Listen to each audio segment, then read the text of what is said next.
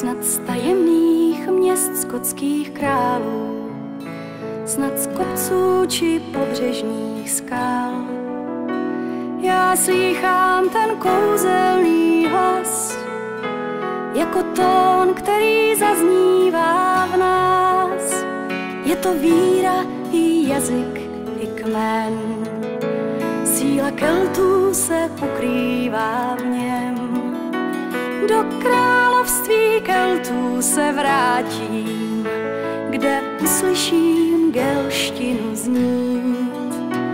Do království Keltů se vrátím, chci k západním ostrovům jít.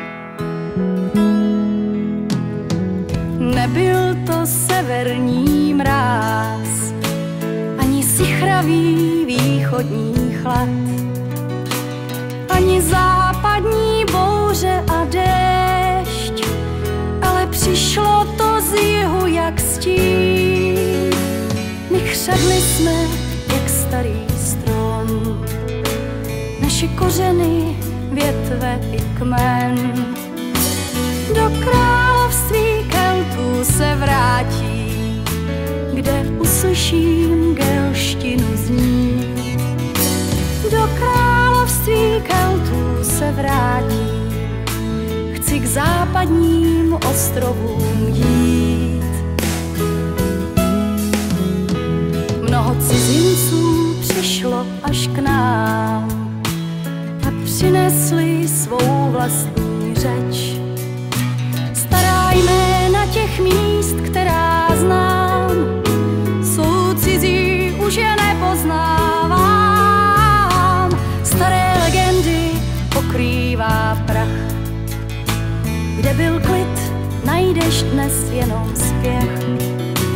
Do království Keltů se vrátím, kde uslyším gelštinu znít.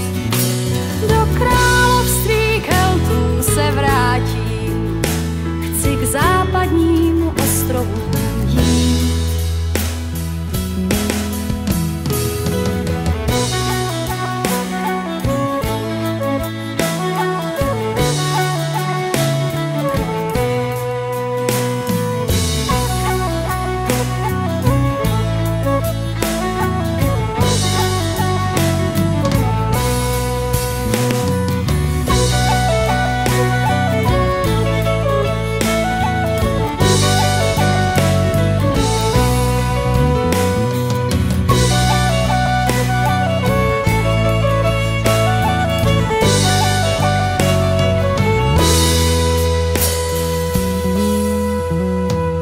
Do království Keltů se vrátím, kde zůstal můj tajemný kraj.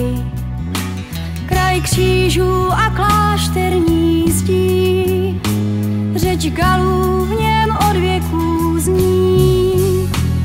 A slunce se dotýká vln a noří se do mořských pěn.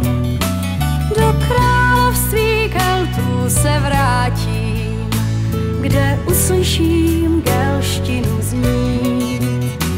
Do království Keltů se vrátím, chci k západním ostrovům